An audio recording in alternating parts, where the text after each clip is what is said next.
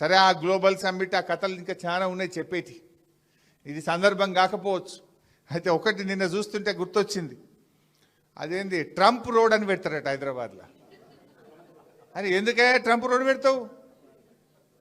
మన తెలుగు పిల్లలను మన విద్యార్థులను బేడీలేసి జైళ్ళలో పెట్టినందుకు ట్రంప్ రోడ్ పెడతావు హైదరాబాద్లో?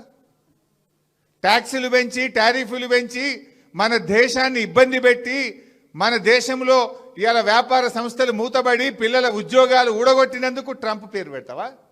ఏం చేసిండు ట్రంప్? ఇలా మన పిల్లలు హైదరాబాద్ పిల్లలు అమెరికాలో ఉద్యోగాలు రాక నానా ఇబ్బందులు పడుతున్నారు.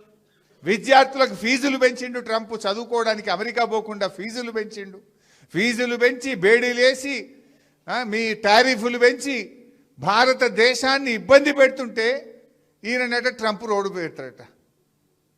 ఇది భారతీయులను అవమానించడం, ప్రజలను అవమానించడం. ఎవడన్నా ట్రంప్ పేరు పెడతాడు? ట్రంప్ అంటాడు మన నోట్బుక్ ఎత్తగొడుతున్నాడు, మన టారిఫ్లు పెంచుతుండు, బేడీలేసి మన పిల్లల్ని అవమానపరిచి అత్యంత అవమానకరంగా మన పిల్లల్ని దేశం నుంచి ఎల్లగొడుతుంటే జైళ్ళలో పెడుతుంటే వాని పేరు పెడతా అంటే అసలు నువ్వు ఏం మనిషివి? నీకేమైనా సోయి ఉందా లేదా నాకైతే అర్థమవుతలేదు. ఇంకా చాలా విషయాలు ఉన్నాయి, అవి